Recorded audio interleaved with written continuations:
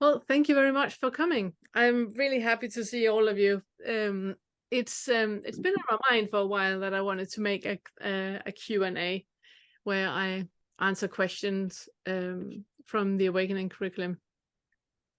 So I'm really happy that so many people came. It was a bit funny because it hit me the other day. In my mind, I haven't had a group and worked with a group for a long time, and then suddenly it hit me, oh my goodness, you got 55 members on the YouTube channel. That's actually a group of 55 people. And I was like, oh goodness, I better make some kind of Q&A then. I better make some kind of group thing then. So I'm really happy that you guys were in on it and ready to do this. The way that I'm thinking that we're doing today is I got a few practical things that I would like to go over.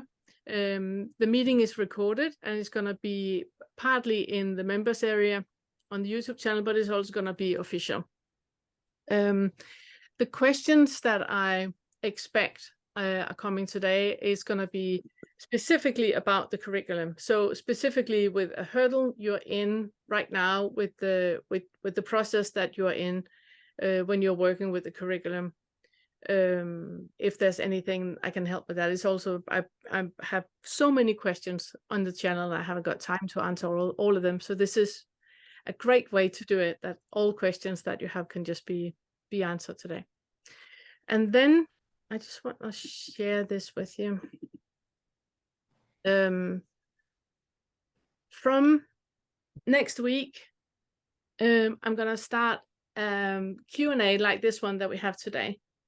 So every other Friday, we're going to have a Q&A like we have today with questions that you have that is regarding the curriculum, and it is for members on the channel. So it's the same as this one, that is going to be available on YouTube, or you can participate and ask questions.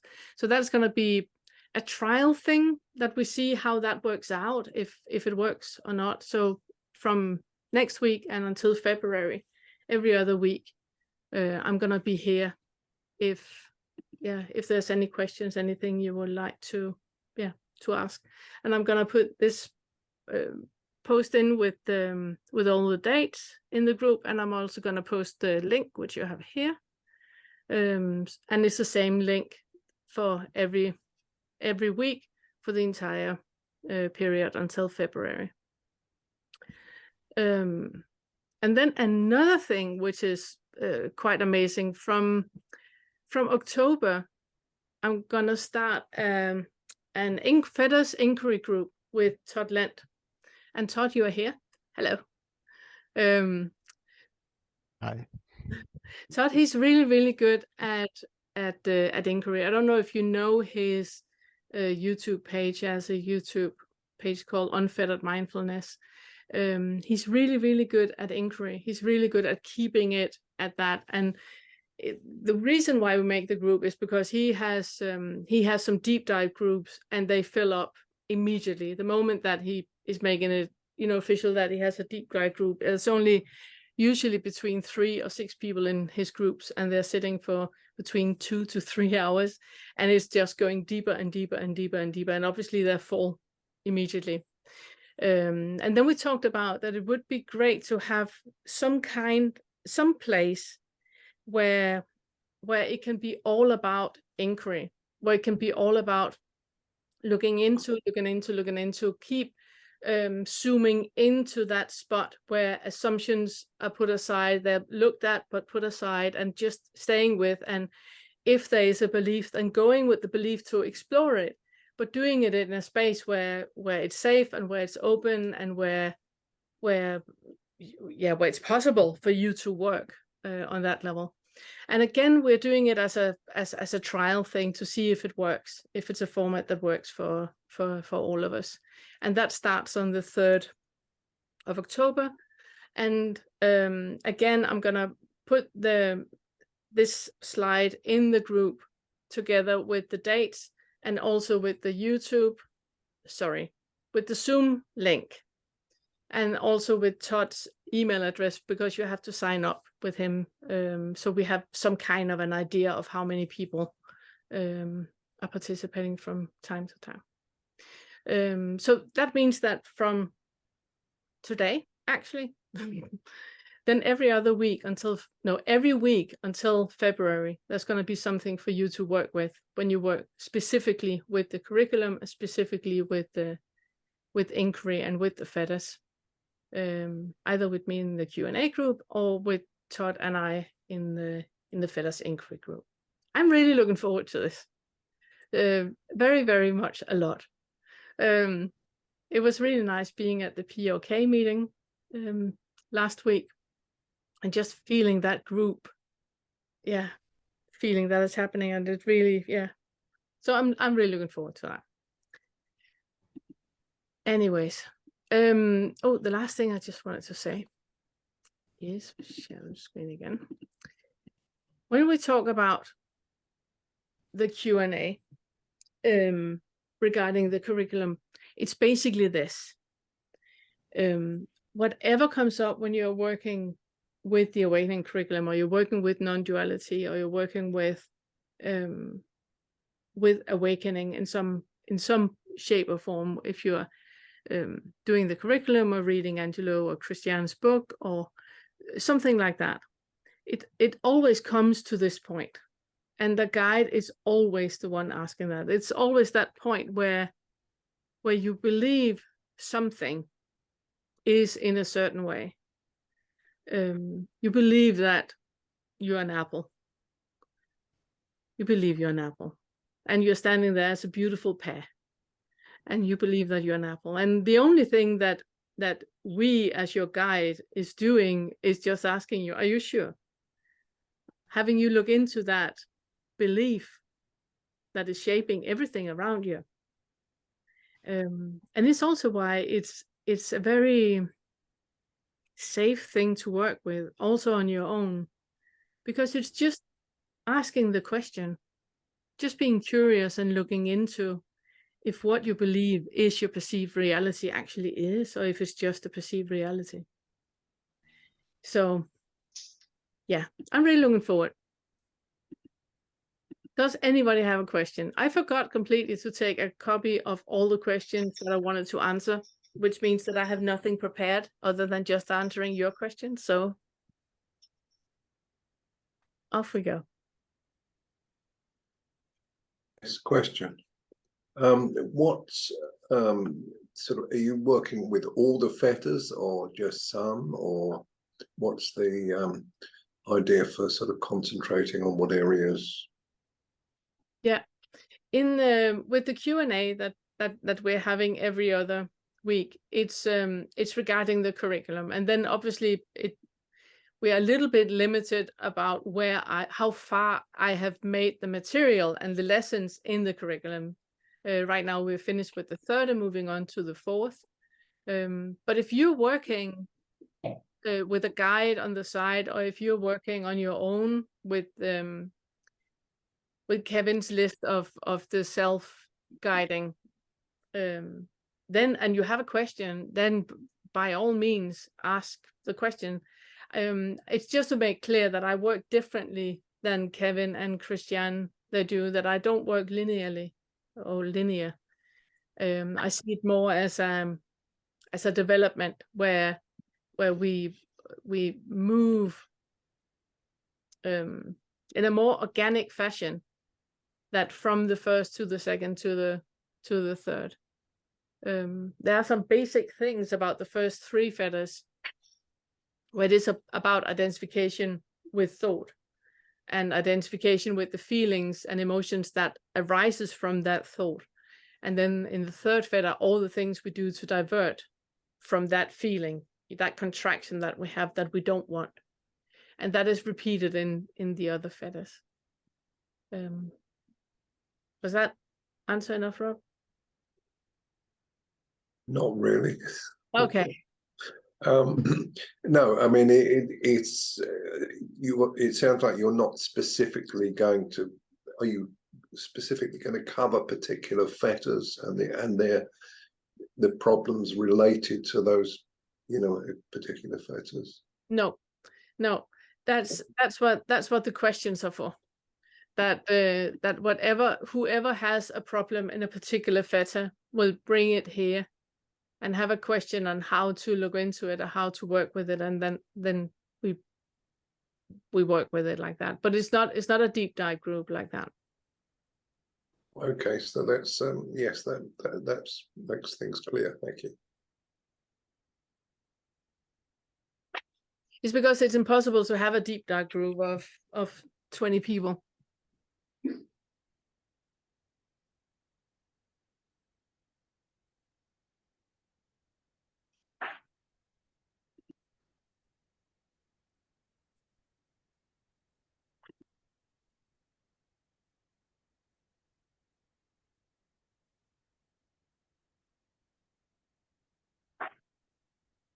Next question. Yeah. Okay. Not sure how to do this succinctly, but over the course of the summer, had an experience, and it seemed quite clear at the time that it was seeing through the first fetter. Mm. And there were, I guess, things that you would call diagnostic that happened afterwards. Drop in reactivity, a couple of really very intense events in our family that were emotionally charged, very highly charged. And there was no upset, and there was no urge or desire or inclination to defend myself or to try to blame anyone else. It was just listening to what was being told, and okay, I hear this and I understand it's correct and something needs to be done about this. And Susanna, who's on the call, noticed that something had changed. And another person who, they know me, but I don't spend a lot of time around them, but they're someone I guess you might call a sensitive. They even noticed something, and one day walked up to me and said, "What have you done? Something's different here." Like, I can't really talk about it, not here anyway. And so I guess it was about a week or so later that, I don't know what happened, but then it seemed like everything just kind of reverted back to normal. Now I've heard Patty at POK say that things normalize, and maybe that's it. But immediately there was this tremendous doubt, very intense doubt that what had happened had happened. Yeah.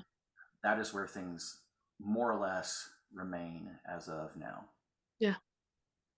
So I guess the question in that is, I've talked to people who are experienced with this, people in POK, and they say, well, if the first fetter has fallen, like, well, I did, but now I don't. Yeah. So I guess maybe the question is, how do you resolve that? There wasn't any doubt at all. There was zero doubt. It couldn't have been any clearer. Yeah. Now there's doubt, and kind of stuck, not really sure how to even navigate this. No, I completely understand. I want to say that what you're experiencing is completely, actually very, very linear. You are experiencing like a very, very good student, taking the first fetter first, and then we move into the second. It's like it makes it very, very awakening 101 what is happening, because you are at the doubt now.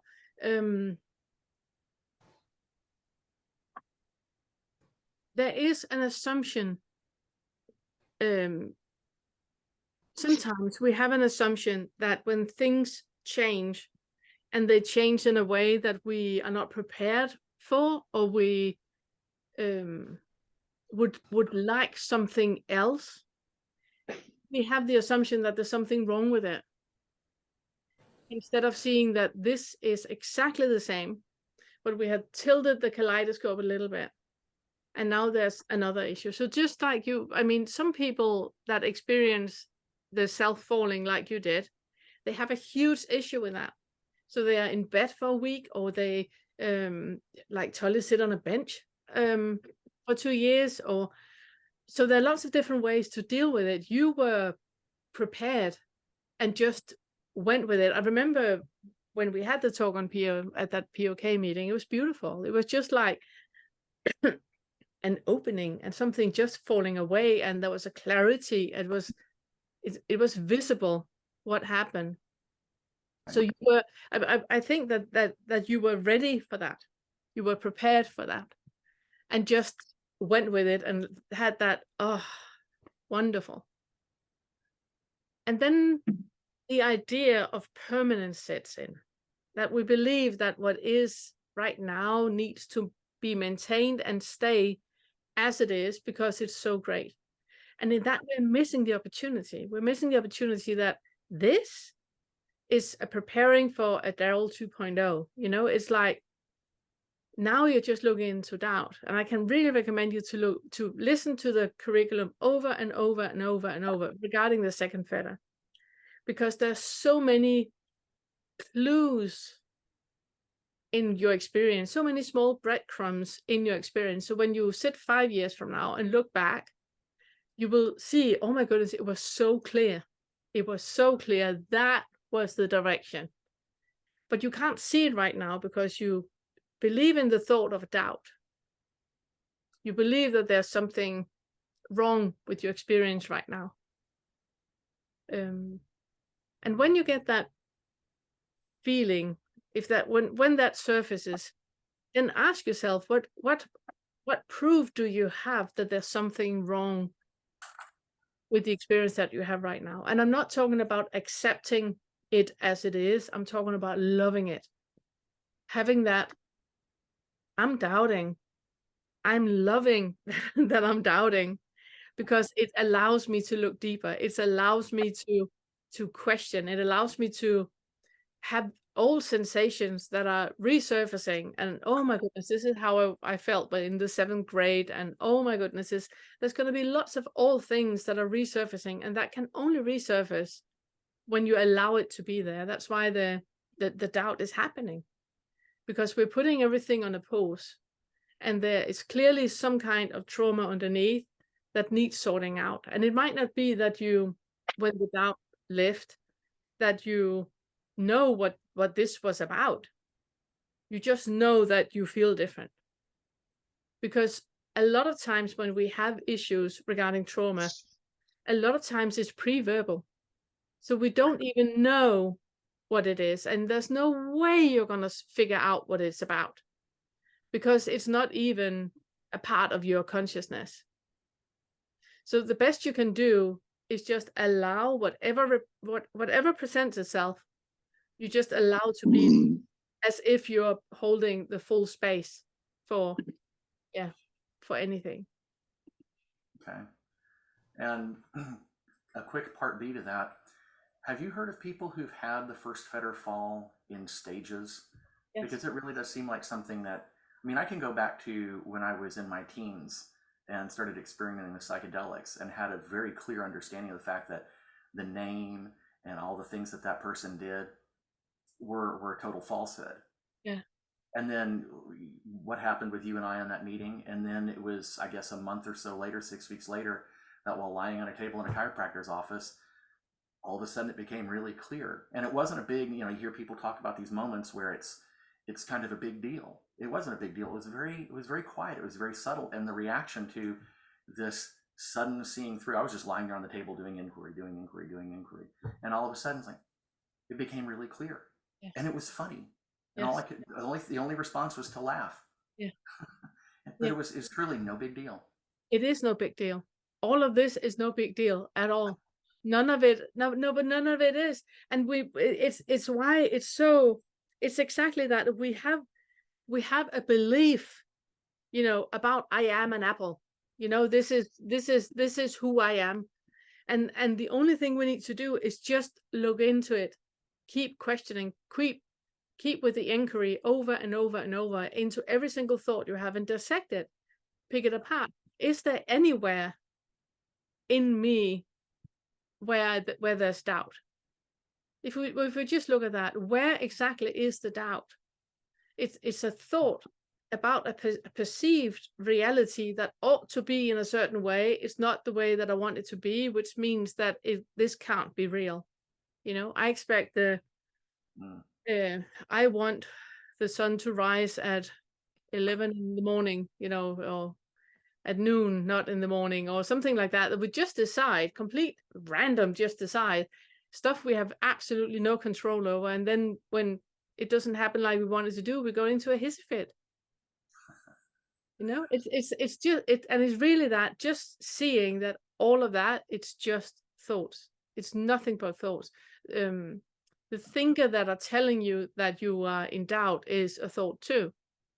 But it's important, in my optic, it's very important to, when we feel doubt, to really use that pause that we experience happen, because anybody who has felt doubt know exactly what I'm talking about. It feels like a pause. It feels like that there's no moving forward and most definitely not moving back.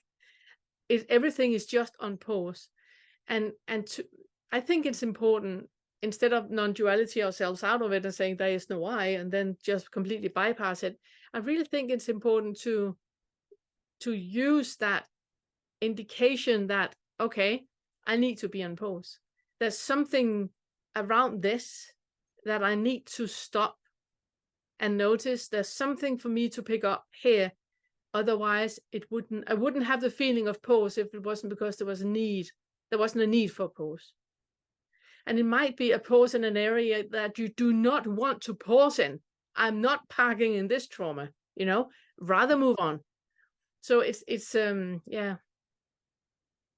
Okay, well, I'm glad you said that. That's that last, all of it is very helpful, but that last thing I really needed to hear. Good. So, and thank you for resuming the Q&A. I greatly appreciate. I'm very grateful that you decided to do this. You know, joining the YouTube group and, you know, going through the material and doing that on my own.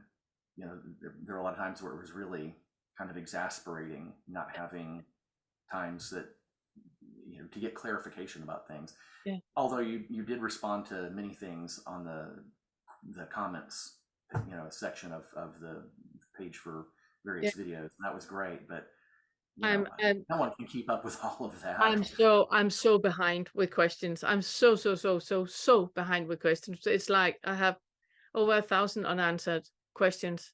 So it's like, it is better just to do a Q&A once every other week and then sort it out. Yeah. Well, so thank you very much. Thank you. Thank you.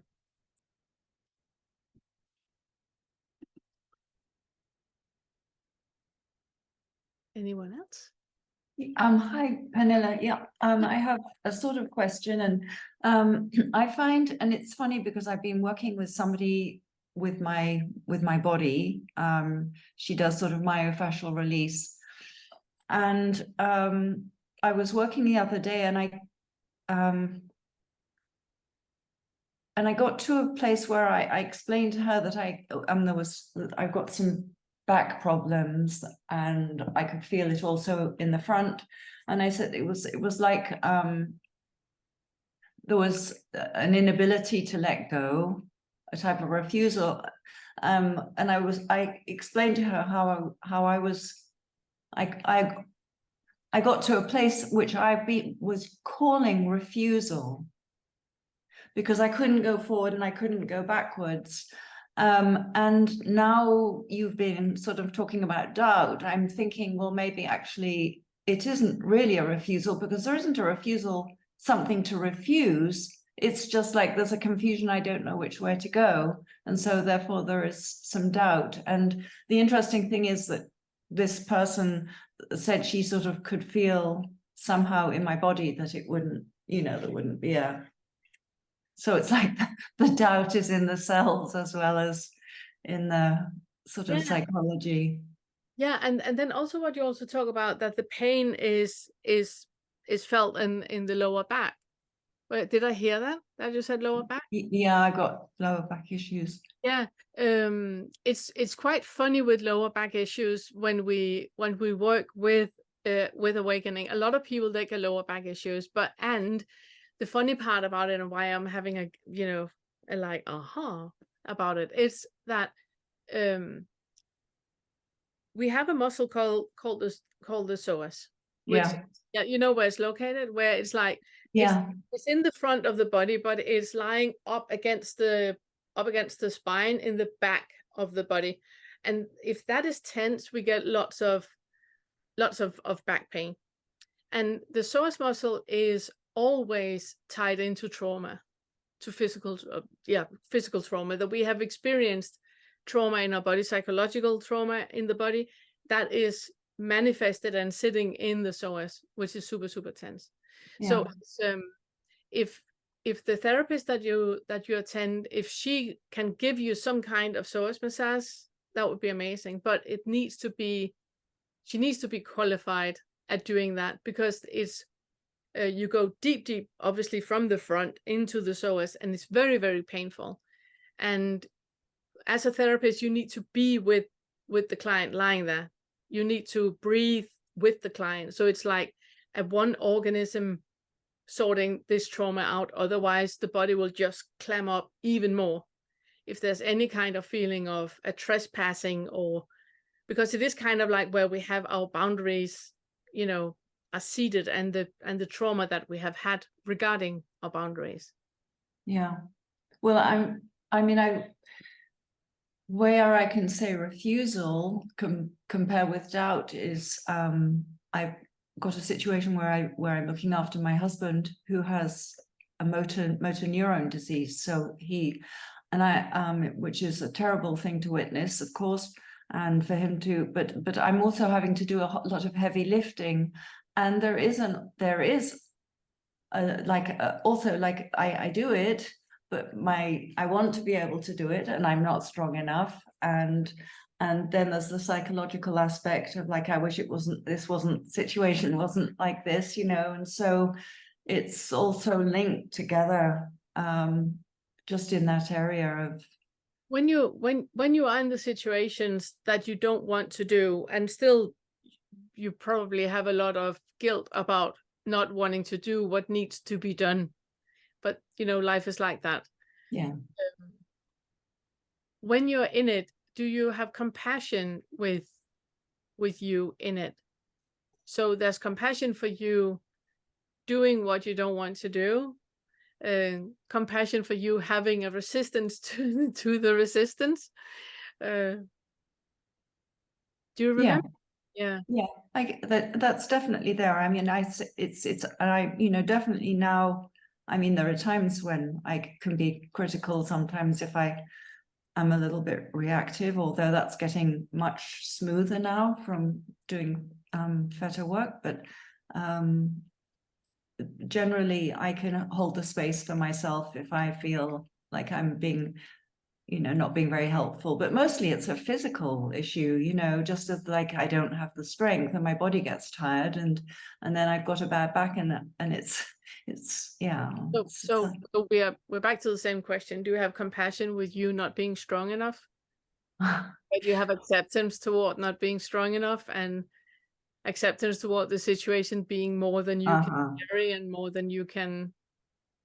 Yeah, that's definitely that could be a little bit more compassion there for sure. Exactly. Yeah. And then also look into the resistance towards the resistance, that Yeah. you're not strong enough and you refuse not to be strong enough. So there's a resistance to that. But that as well needs to be held. That's why I asked the question, you know, can you be in a body where there's, you know, weakness? Yeah. It's either yes, I can, and then you meet it with love and compassion, or it's no, I cannot. Okay, can you be in a body where there are weakness and you're not accepting or loving that weakness? Yeah. Thank you. Yeah, you're welcome. And much love to you. Thank you.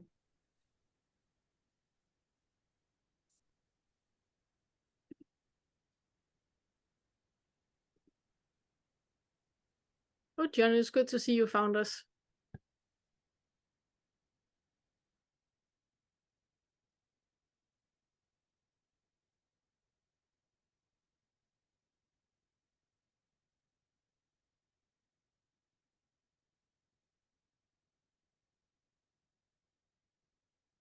We can do a small set. I'm sure questions will come. Okay, I would like for you just to get comfy. Let's just do a 5-minute set. I would like for you to get comfy.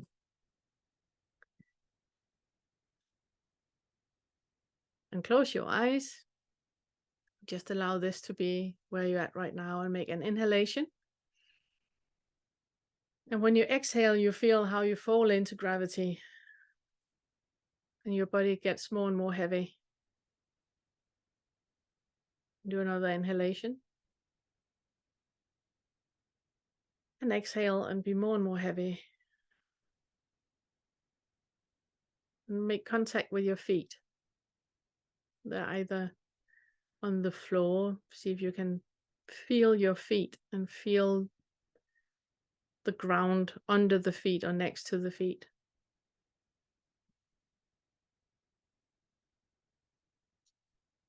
And move up to your knees. And have a focus on your knees being there. And your hips.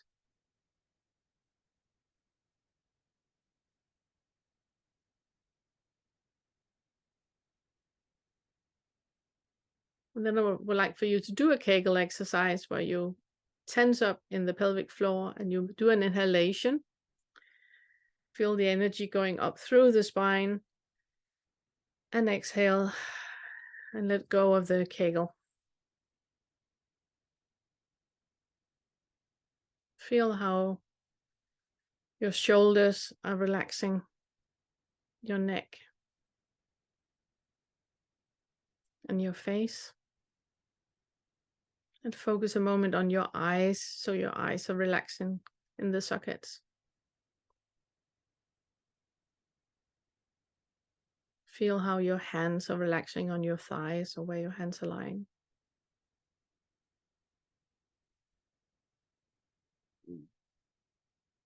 Now I would like for you to, again, focus on your feet, on what your feet are leaning up against.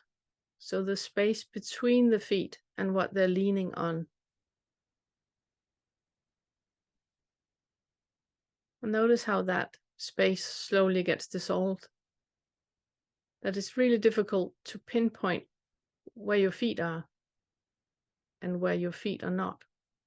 What is not your feet? What is the floor, whatever surface you're leaning on?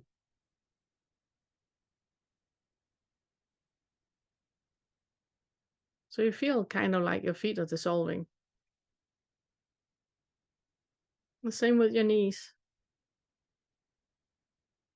The first initial thought you have about where your knees are,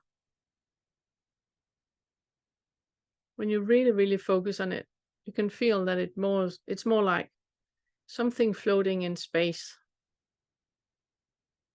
that you used to identify as knees. But you really know that there are knees there. And the same with your bum in the seat. Feel how the bum is in the seat. Notice the space between the bum and the seat. And notice how that too dissolves.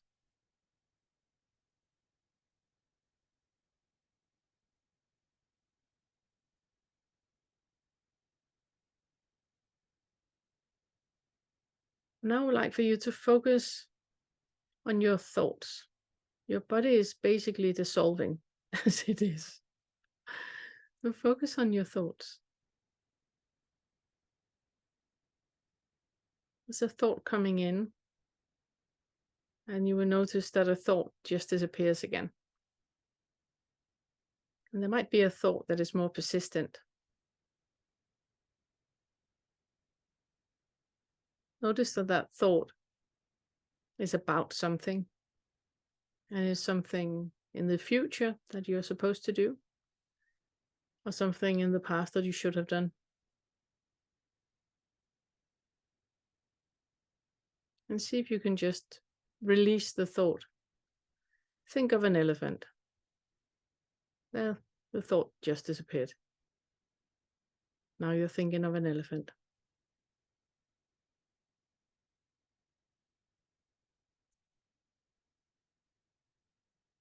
And you see that the thought is just coming and going. And when you feel into, when I asked you to feel your feet, that was the thought of your feet. It wasn't your feet. And the thought of your knee and your body, it wasn't actually the body.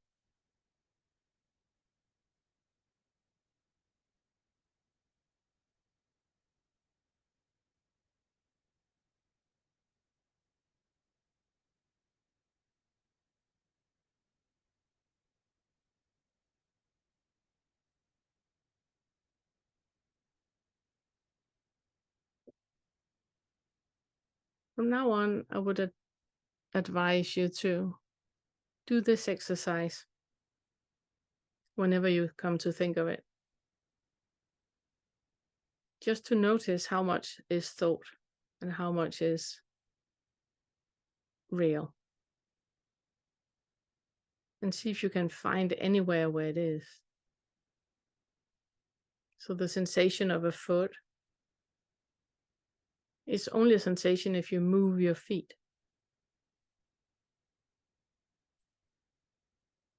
And a sensation of your knees, it's only a sensation if you touch your knees.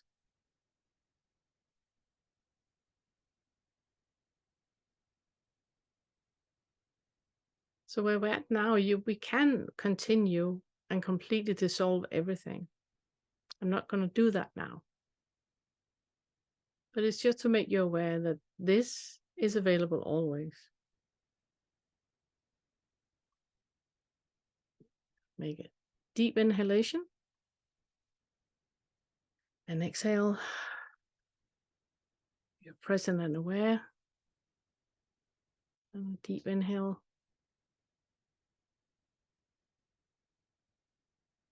And exhale. And open your eyes. Move your neck. Move your shoulders.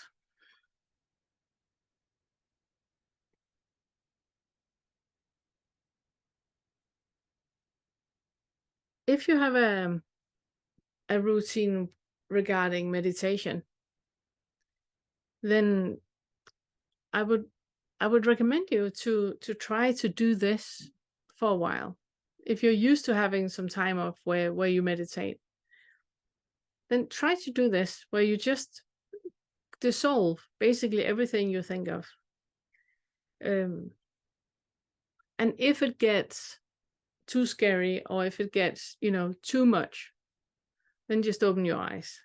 The moment you open your eyes, you are back. The ego is back online and will immediately grasp onto anything that you look at and going tree. That means that there's a tree out there and an eye right here, and I'm safe. So whenever it gets scary with this dissolving, and that's how you get back to the selfing. But it's very, very useful to learn how to dissolve. It's very useful because you can use it for anything.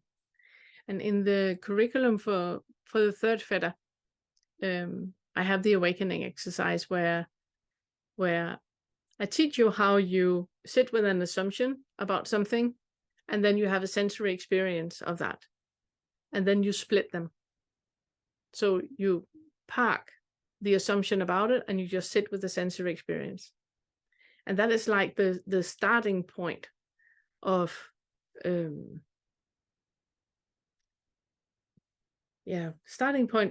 awakening, where you can be with everything that is there. There's nothing that needs to be any different. And this exercise that we just did, where you dissolve, it's the same thing. It's the same thing. So it's just like anything else practice.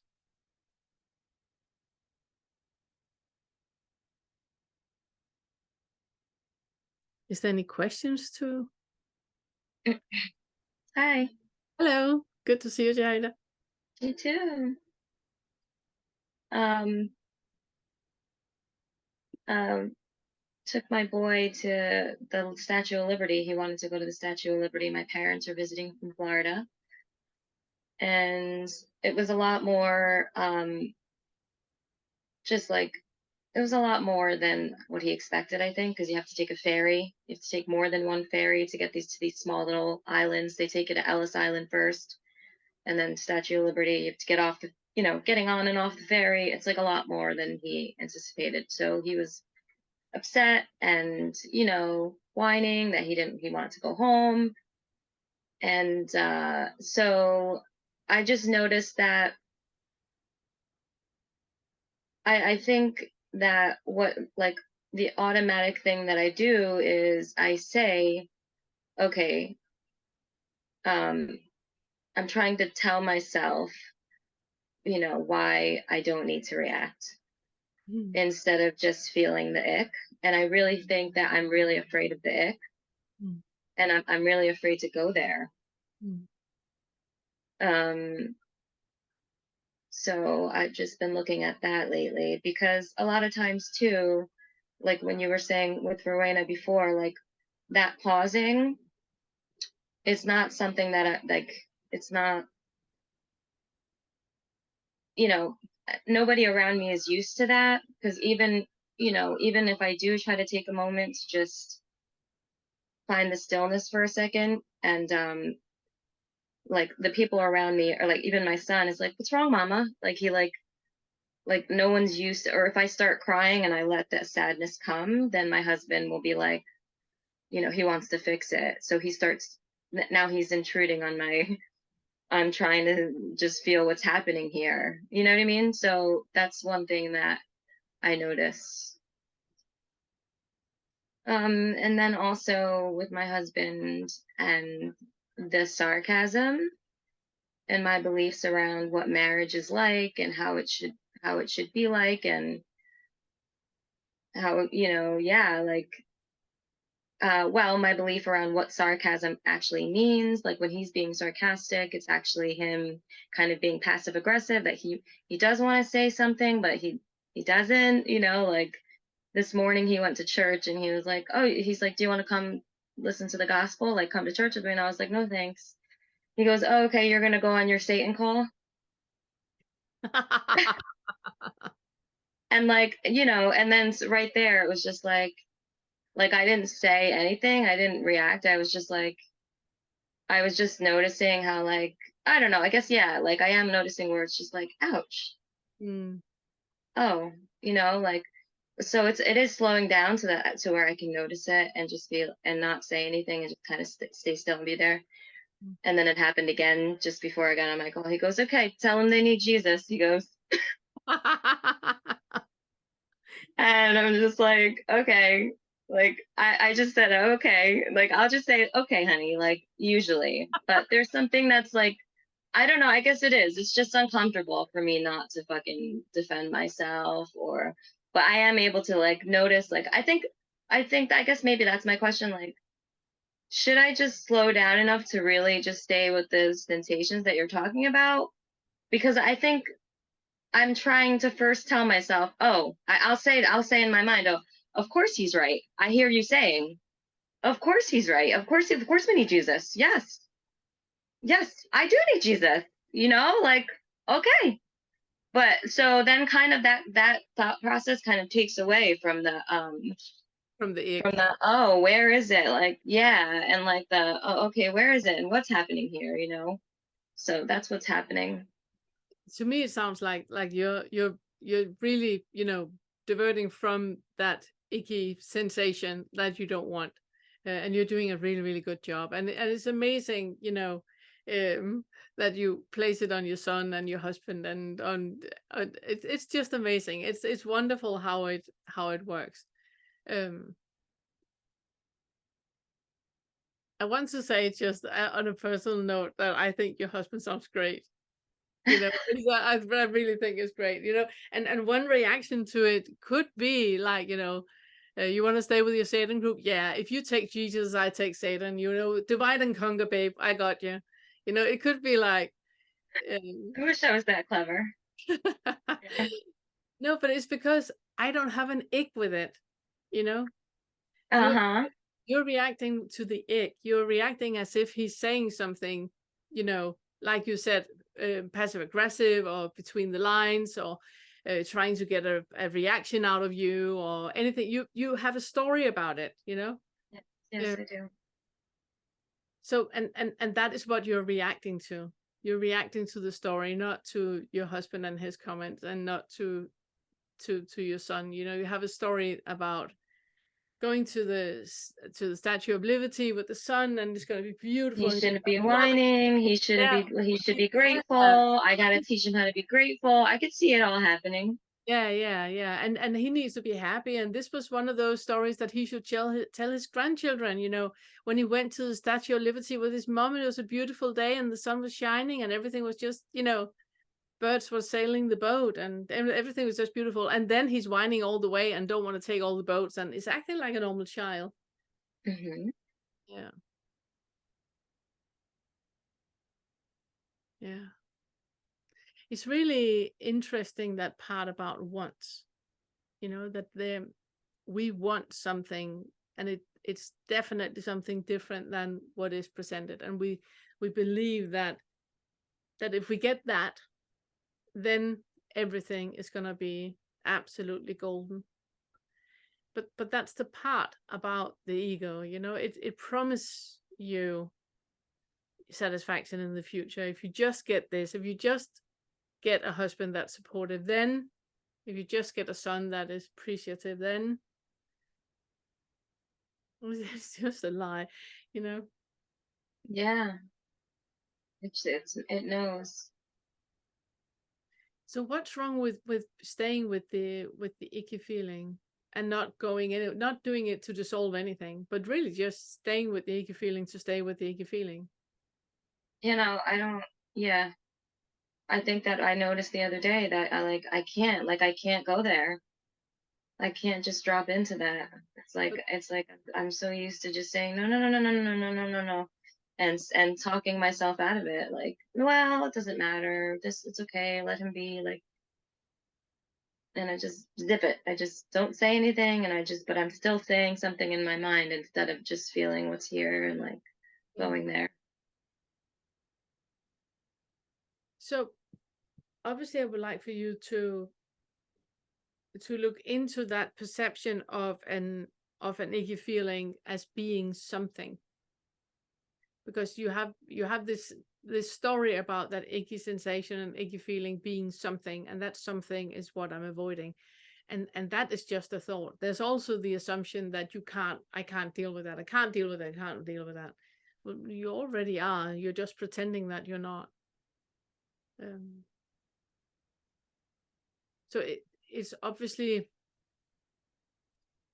looking into what it actually is. What is the shape of that icky feeling? What is the thought about the ickiness that you are diverting from, that you don't want? Because there's a thought about it, and it's the thought you are diverting from. It's not the situation when you're in it, because there's nothing there.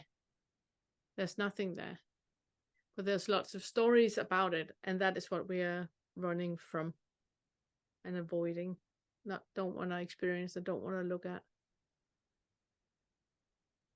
So for example, with your it's a bit more difficult with with our partners.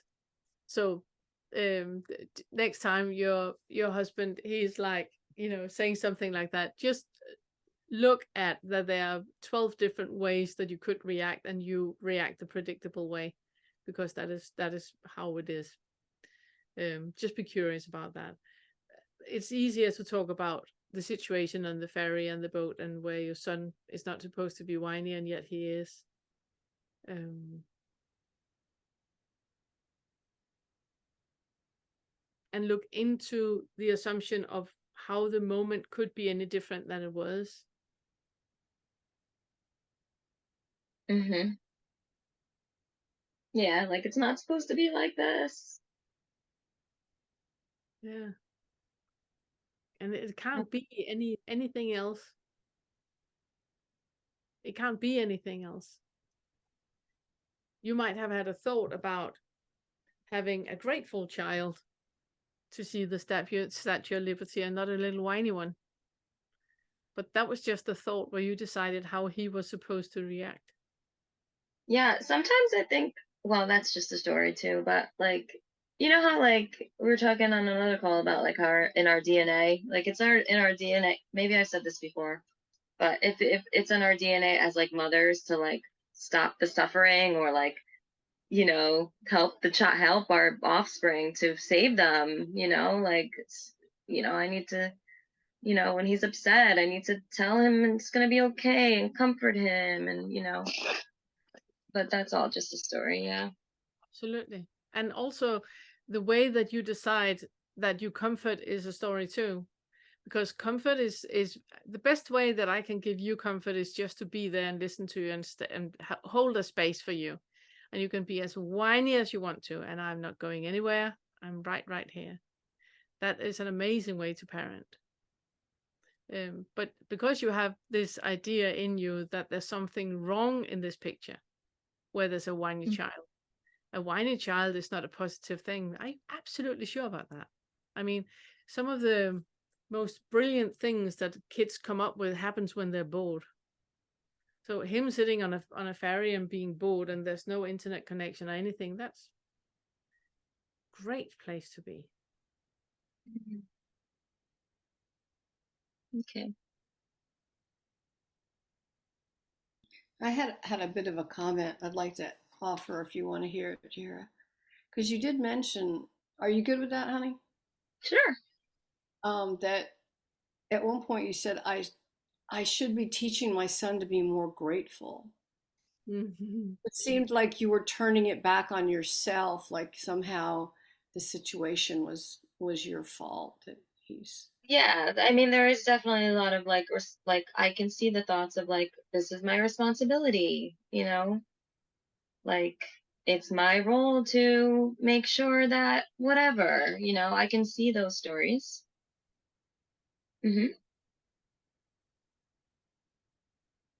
Especially with my my very religious husband, that the church tells him so, and he tells me so.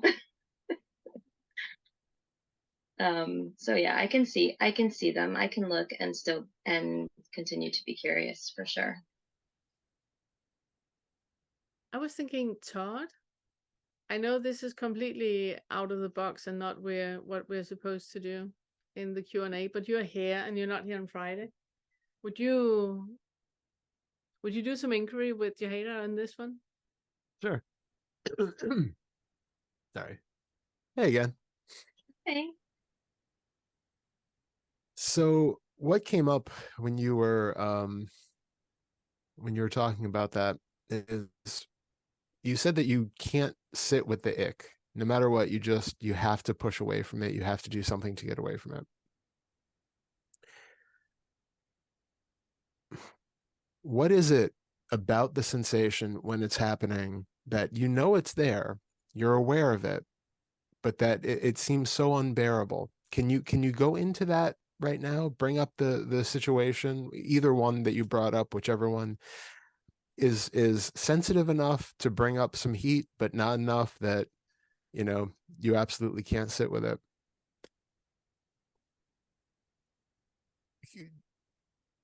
Can you give us a hint of what you're using to trigger it, a sentence or something that brings up the incident?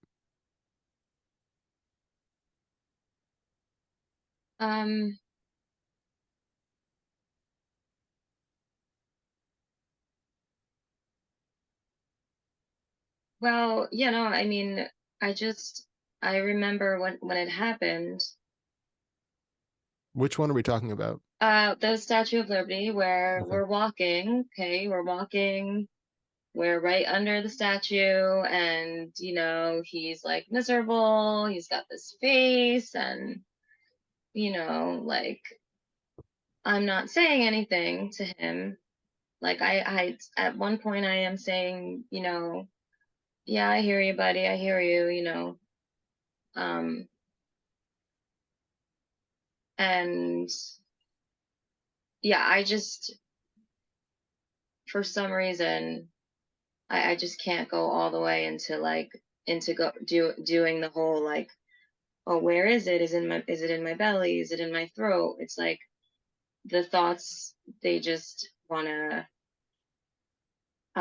like at one point where when it kept happening, I did say to him, like, well, you were the one that wanted to come here. And it was like I couldn't help it. I couldn't help but fucking shame him, you know? It's like I couldn't stop it from coming out of my mouth.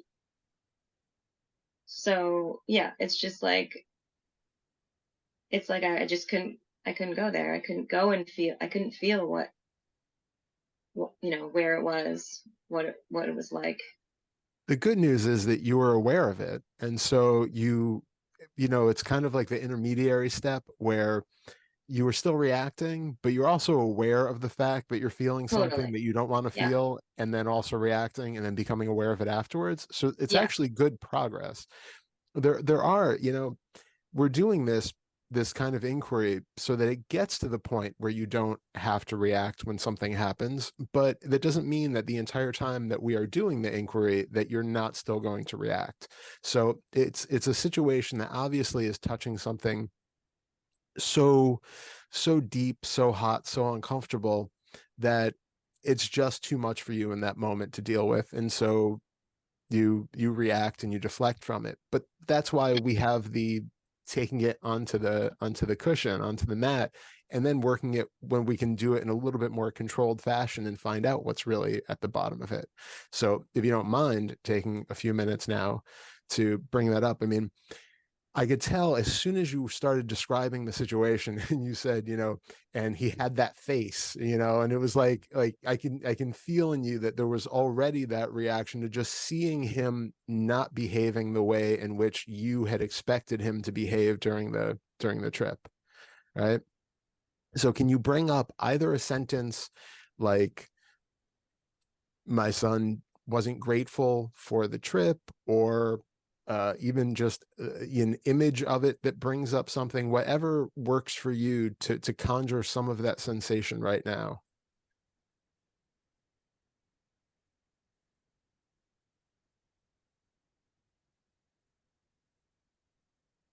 What I'm thinking is like he's just being a drag, you know, like we're all That's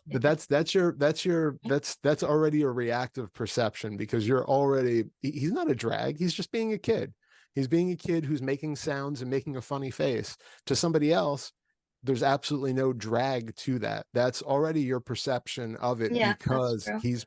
he's pulling you down because you wanted to be happy. You wanted for him to be happy so that you could be happy and have this perfect idyllic day. He's Mhm. dragging you down because he's not acting the way you want. So that's Yeah. already past the gap. We're already in reaction territory. So Yeah. come back to something neutral, that my son did not act the way that I wanted him to, or my son did not enjoy our day at the Statue of Liberty. Something that brings up something, but not so much that you're already launching past the gap. Yes, and then it was my son is not enjoying himself Okay, like good. we So, are. okay, so my son was not enjoying himself like we were. What does that bring up when you say that?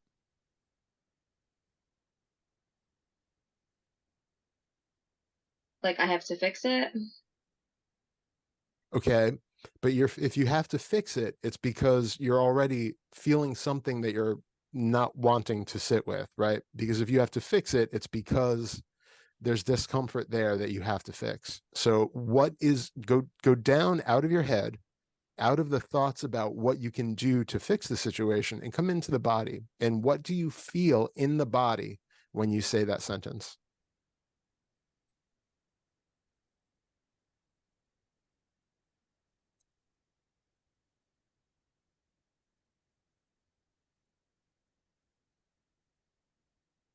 Um,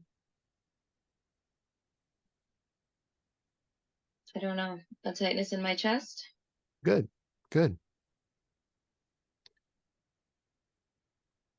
Can you pinpoint exactly where that tightness is? It's like the front of my ribs. Good, good. Get And my kind throat. of My throat yeah, now too. good, good. Don't push it away. Just notice it, that it's there. And notice if it's, first of all, as unbearable as you felt it was when you were there in the situation and just could not look into it, could not be with it, and had to react. Just look at what's really there right now. There's some tightness, some contraction in the front of the chest, and there's some tightness, something going on in the throat. Really, really be honest about what you're feeling. Don't put any labels on it. Don't put any judgments on it. Just see what's there.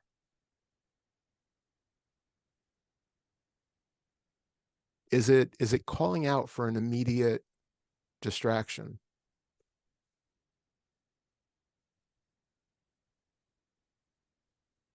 No, it's safe now. It's okay. It's a beating heart. I can feel the thump in my chest. Is the contraction still there? Is the tightness still there? It's not so much in my chest anymore, more in my throat. Okay. Okay, good. So bring back the sentence again. Bring back something that's going to revitalize the contractions and the burning, whatever was there.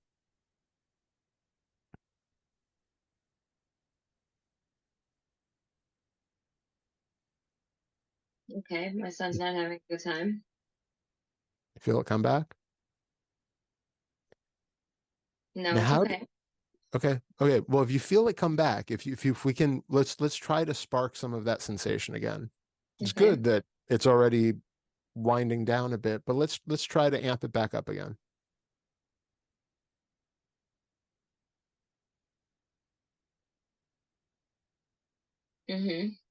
Okay.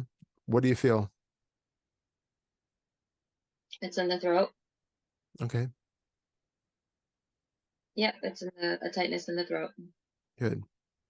Now, can you find any link between this sensation in the throat and any sort of a reaction, like the fact that you supposedly wanted him to behave differently, or the fact that you feel like you need to shame him, as you said, put him in his place, let him know that he was the one who wanted to do this? Where is the connection? Where is the link between a sensation in your throat and having to tell him that he should feel shameful for not behaving the way that you want him to behave?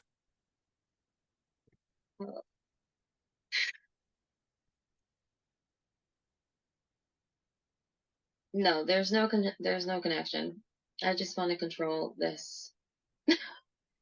You want to control the sensation so you don't have I to just, feel it, do you mean? yeah, I want to control all of it. Can you be more specific? I just want to control him in that moment. I just want to control everything. That I want to control what's happening. And why do we want to control him and everything?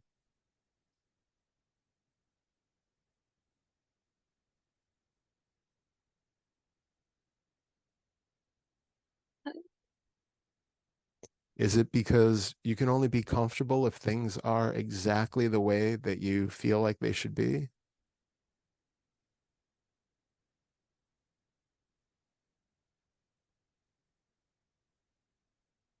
If we control things, it's because we're uncomfortable with the way things are, and we feel like we need to organize the world around us in such a way that we can feel safe and stable and at peace.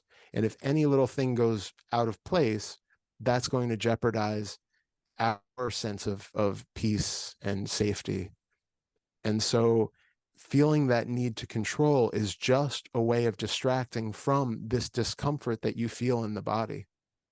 And it might be there in these extreme cases where somebody says something or doesn't behave the way you think.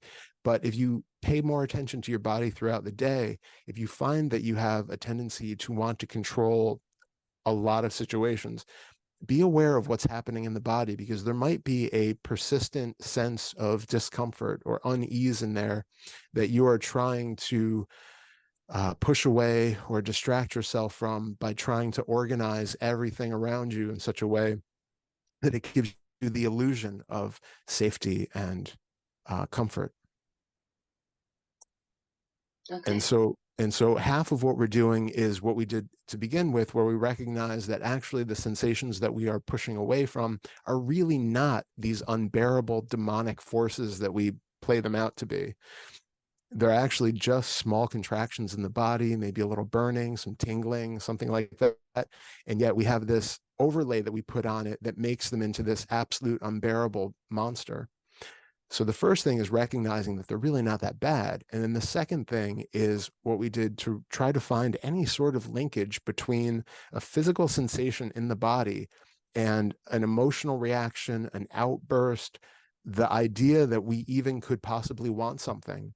You know, we have that idea that we want to control things. Well, where is that coming from? That's an idea that has been grafted on to sensations and behaviors, basically. So what's going on right now? The idea that I want to control things, even that is made up, you're saying. Yeah, well, Yeah. I mean, it's a reaction. Yeah, it's a way of trying to manage our manage our emotions through external means. Yeah.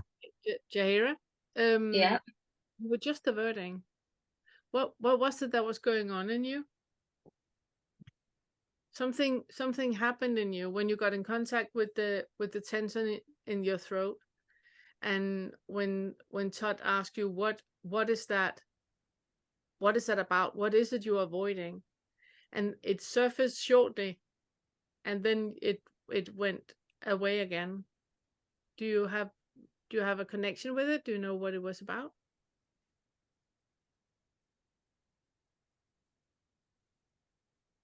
When we have tension in the throat, that is like the chakra, the space between the intellect and the body. So it's when there's a disconnect between our expectations and what we want and what we don't want and all the intellect, and then what is actually going on. When there's a disconnect there, then we get that the same feeling that we have when we're about to cry and we're trying to suppress it, that the body has a need for an expression, but the intellect go like, no, no, no, no, no, not now, not now, not now. Then it sits right in the throat. And I can see that you're getting more and more tense in your throat area. I can feel it in my throat, yeah. Yeah, I'm sitting and poking to something. If you don't want to go into it, it's completely fine. It's not going anywhere, and I'm here next week. So it's not going anywhere, but it's just, do you feel what it's about? I mean, I felt when he asked before, I felt sadness about thinking that I can control things or something. Or something like that.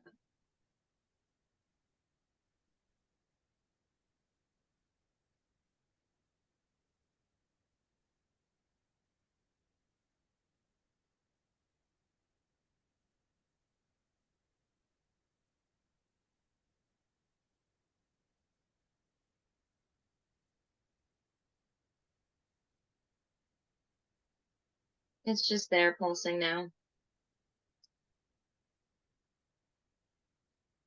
So there's clearly some trauma there. There's something, lying in the body that you are trying to avoid to get in contact with.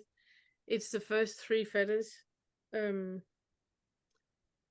So listen to the curriculum about doubt, the second fetter, where I talk about the different traumas, and see if you, when you're in the situation, can kind of like pull yourself out from the situation and observe. And not so much observe the situation, but observe your assumption about the situation. Because you said the sentence that you did was, my son is not enjoying himself. And how do you know that? How do you know that he wasn't having the blast of his life? He just wasn't enjoying it the way that you wanted him to enjoy. You know, we don't know.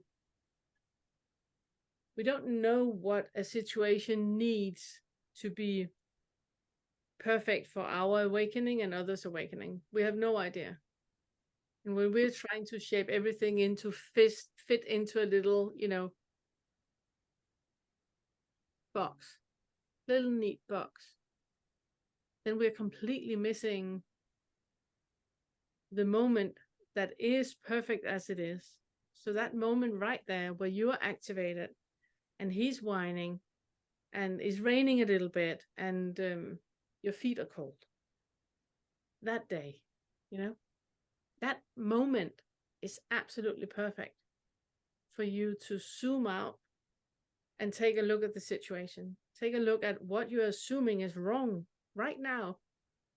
What is it in me that wants this moment to be different, and why? Why do I think that there's something I'm avoiding if this situation was different? I would be happy if he was happy.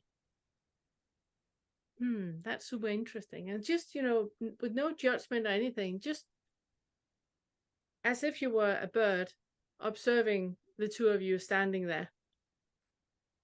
And just observe what is happening. I usually use the metaphor of we're living in a maze.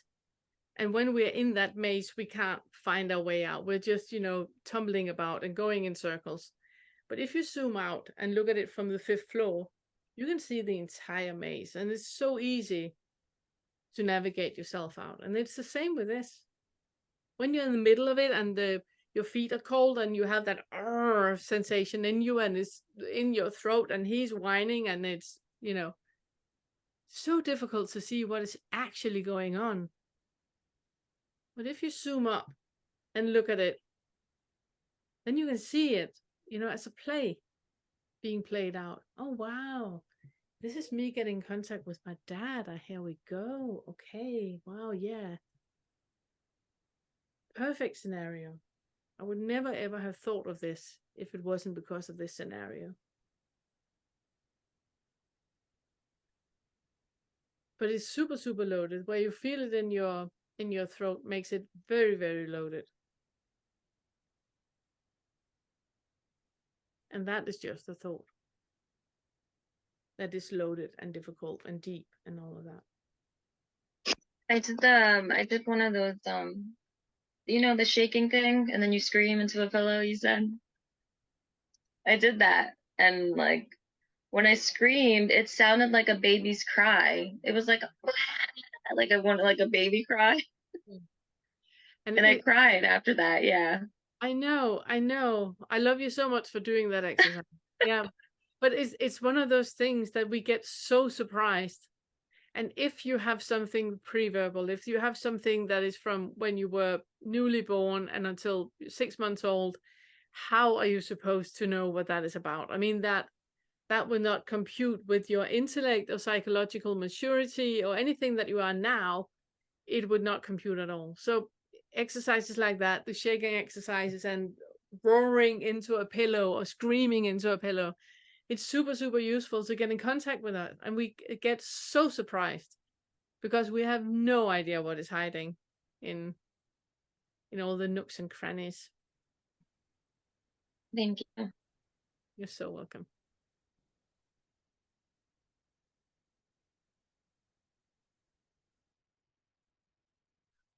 Hi. I have a question for you. Nice to meet you. Really good to meet you. While going through this, I've noticed that feelings, emotions will just come up out of nowhere, which I hear is normal. When they're attached to a memory, I don't know what we're supposed to do with the memory. You don't want to push it away, obviously, but are you replaying it, reliving it? I had asked my guide and they said, who's having the memory? And I was like, well, my mind is. I don't know what to do with it. I understand. So what do you usually do?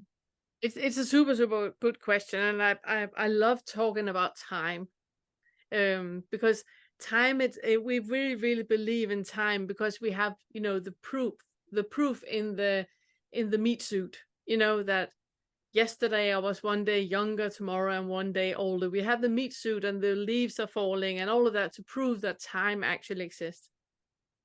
But in reality, when you really look into it, it can't exist. You know, there can only exist this moment right now and a perception about this moment that you have with a thought. So for example, this meeting now, when we're done with the meeting, you will have a thought about that was really a good meeting, or it was not, that was a meh meeting. If we say let's say that you go like, that was a meh meeting, I wasn't really content with that. That is the thought about the meeting. That says nothing about the meeting. It doesn't even say anything about your perception of the meeting. It's just a label you attach to the meeting. So a week from now, when you think of this meeting, you won't be thinking about the meeting. You will be thinking about the label you placed on the meeting. And that's a memory. That's a memory. So when you say that a memory comes up, it isn't really, it's a post-it about an event that happened. And when that event happened, you had a psychological and intellectual maturity. For example, like Jaheda had when she was screaming into a pillow, it sounded like a baby. So what was happening was that it was a memory, a sensation and a feeling that was pre-verbal. So the post-it that we have, the memory that we have, first of all, it's not about what really happened. It's the perception of what we think happened in that moment and create a post-it about. So would you mind telling about the memory you have? They're just random memories from the past. They'll come from even far back in the past. Being disappointed as a child over something. It's not even relevant to today. No. Who are you to know? Who are you? Let's jump on this one and say that it is relevant.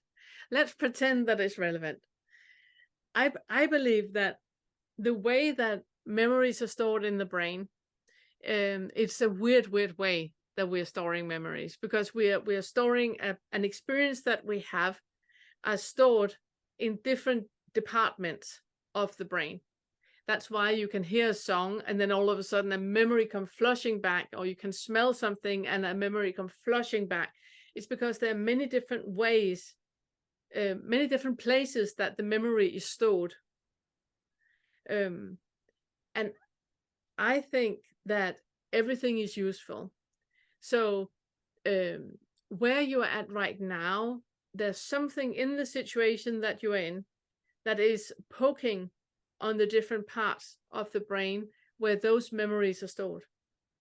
And there are, in that breadcrumbs, there are similarities for you to see what is the common denominator with all those stories and the situation I'm in right now.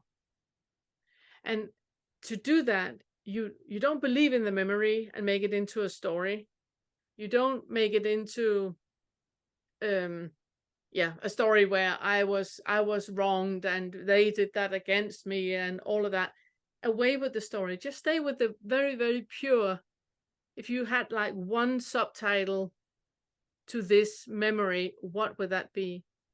And you will begin to see that there is a similarity. There is something that is the same, or that is similar, or that is something that is relatable to the situation you're in right now. Does that make sense? It does, yeah. And your guide is right in seeing that there is no thinker and there is no one to create a memory at all. And I just think that it's a missed opportunity of of awakening. That it's a missed opportunity of an insight into something, because the meat suit is storing things all the time. You know, the sensory experiences are stored all the time. And if we don't attach anything to the memory, then we can, like I said, zoom up and look at this as an anthropologist and see, oh, wow, okay, so where I'm at right now, it's actually about, do you see a common denominator with the memories? Yeah. Do you see how it's relatable to where you are in your life right now? Yes. Actually. So if That's interesting. it is super interesting, it's super interesting, but it's the way that the brain stores memories. Would you tell me what it's about that is relatable? It can just be one sentence. Maybe not being good enough for Mm. something, a job, or like my parents. Yes. They relate. Okay. So if it's like an underlying belief about you not being good enough, the underlying the when you have a feeling of not being good enough, we tend to divert in lots of different ways by proving that we are, and that usually doesn't help anything, because it's not about the not being good enough. Underneath that, there's a very, very deep feeling of shame, of not being as we want us to be, or as we think that we're supposed to be. So there's a non-acceptance of what actually is. So in the not being good enough, underneath that is shame, and that the foundation is that that there's something about us that should be different and could be different. And that's the one that I would recommend you to look into. What exactly in you is supposed to be different if you don't add a thought to it? So if you look at an oak tree, for example, it's not like you look at an oak and you go, if it was a little bit higher, a little bit less round around, you know, the bough of the middle of the tree, if the roots went a little bit deeper, you know, we don't have that. And if we look at a cloud, well, if it was shaped a little bit different, you know, the cloud would be perfect. And yet we do that with ourselves all the time. And it's only an ego perception about something that should be different than what it is. It's removing yourself from this moment right now. And what I have found in all the groups I've had when we talked about this is that it's easier for people to talk about that they're not okay and what they can do to be okay. They're more that they rather want to talk about that they want to hear me tell them that everything is exactly like they're supposed to be. They are exactly like they're supposed to be. There's nothing that needs to be changed and nothing needs to be different. The majority of people don't want to hear that, because in that there is an opening and an acceptance to what is, to the moment as it is, and there's no doing in it, which means that the ego goes into complete panic. But I can't do myself out of that. No, you can't. You can't. The only thing you can do is the exercise that we did in the beginning, where you breathe and you feel how it dissolves and dissolves and dissolves. And for example, if you do that exercise, then do it when you then bring a memory, like Todd just did with Jahera, that you bring a memory into mind, that you feel you have that feeling of not being good enough. And then do what you just saw happening. Go into the body, feel how it feels. Where in the body do you feel that you're not okay? Is there a connection between low self-worth, low self-esteem, and that contraction that you feel in your body? Is there any connection between the two? And you will feel there's not. Okay, then just stay with the bodily sensation of what is right now and see where it takes you.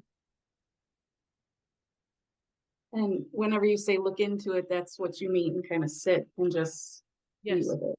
Yes. Okay. And pull yourself up, you know, sitting in it and believing the thought and believing the feeling and believing the emotion, believing all of that is true, but I have no worth, you know, don't go there. Don't go into the stories about it. You know, just observe what is happening, because it's just a persistent belief and conviction that you have no worth, that you should be different than who you are. And that cannot be maintained in your awakening.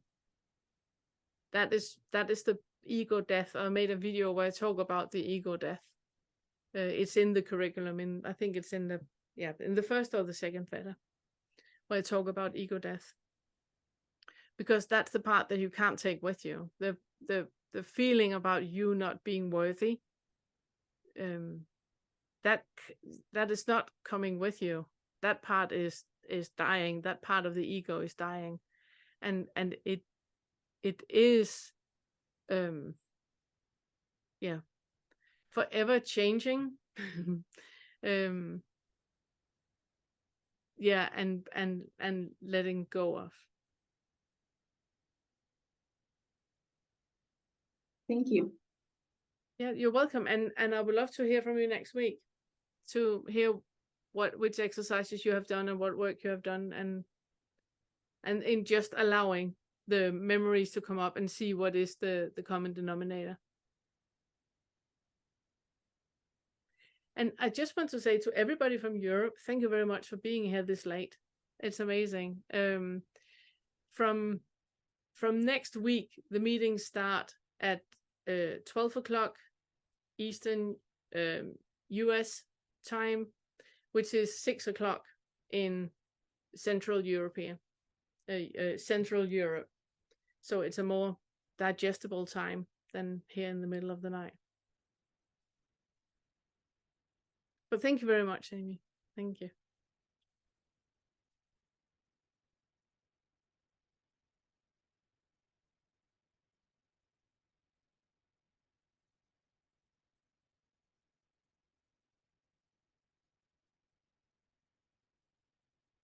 Is there any more questions?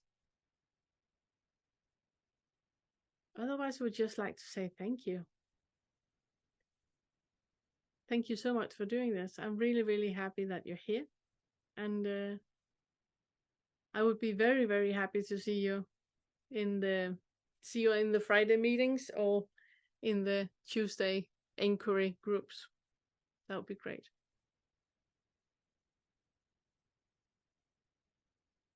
Is there any more questions? I don't know if this is a question. Since we talked in the last POK meeting, and it hit me, or you helped me see that this underlying belief of that I don't love myself. So what's been kind of happening is things pop up all of a sudden, I believe, or memories from my past, and it's an overwhelming understanding, like, oh my gosh, another example of me not loving myself. Yes. And then I'm doing a lot of inquiry. I have a random bell that comes up, and I have a mentor through POK that I'm working with. And so I have this seeing that, of who I really am. And then there's this, I feel like this is the avatar kind of thing, or like a virtual reality. And then I'll try to go, well, how do I love something that's not real? I mean, isn't it so, opposed to the work that I'm actually trying to do to love, you know what I mean? Who am I loving? The character? Who am I? What is it that I'm loving? Yeah. Oh, I completely understand, because it's just moving it from not loving to loving, which is, Right. yeah, same back and forth, and the same, yeah, same mess. Yeah, I Yeah. completely understand. Yeah. Okay, I completely understand. Okay, I would like for you just to make yourself comfy right now. Okay. Yeah. So if you just make yourself comfy right now, and you feel how you're relaxing in your body, and you exhale, and you just feel your body. Where you're at right now, when you're in the moment, and there's no future, and there's no past, there's just this moment, and the moment we look at the moment is already past. So it's just that completely releasing, and you just sit in that open space where there's no hooks into anything.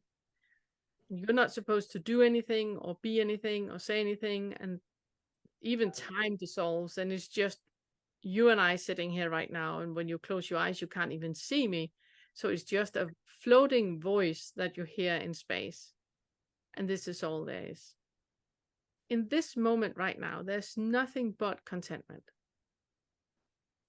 There's nothing that needs to happen. There's nothing that needs to change. It's just contentment. And whatever you come up with that is not contentment can very, very easily be tracked down to being just ego. It's just a thought, which means you can let go of it again.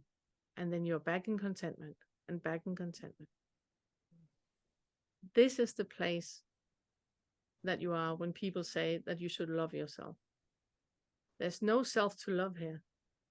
There's just nothing but love. That makes so much sense. Oh my gosh. Thank you. Thank Make you a so much. I've really been so confused. beautiful, beautiful. Make a deep inhalation and shake your body. Good. Yes. Thank you so much. You're so welcome, because it is a mess when we go from not appreciating ourselves, and then, like Amy talked about, into over appreciating ourselves. It's the same thing. Or not loving ourselves into finding someone to love in there somewhere. There is no one. Right. There is just this. Yeah. That moment that you kind of like remove all that, and you just sit with a pure moment, then it's just it just makes sense, because there's nothing else than just that. It's Right. contentment, and it's the only feeling there is. Right. That is true. That is the only feeling there is. So great. That's wonderful. Thank you so much. So welcome. So welcome. Happy to see you again here. You too. Did that answer your question, Amy? With a different angle on what you were talking about? Perfect. Beautiful. It's one of the advantages with a group, that what is happening in one person is happening in everyone.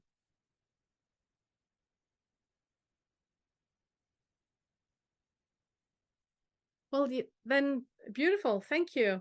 I'm really, really happy about this. It's been very, very enjoyable. I'm going to put all the links and all of that into the membership area on my YouTube channel. So all the links and all the dates and everything plotted into your calendars. Make sure that you're participating with everything. Then there will be something every single week. And then I would also recommend you the Sunday meet that Vince he has on Sundays. I'm putting a link in for him as well, so you can participate in his group. Okay. Thank you so much. Thank you so much. Thank you. All the best. So much. Yeah. Bye. Bye. Thanks, Manila. Mwah. Thank you.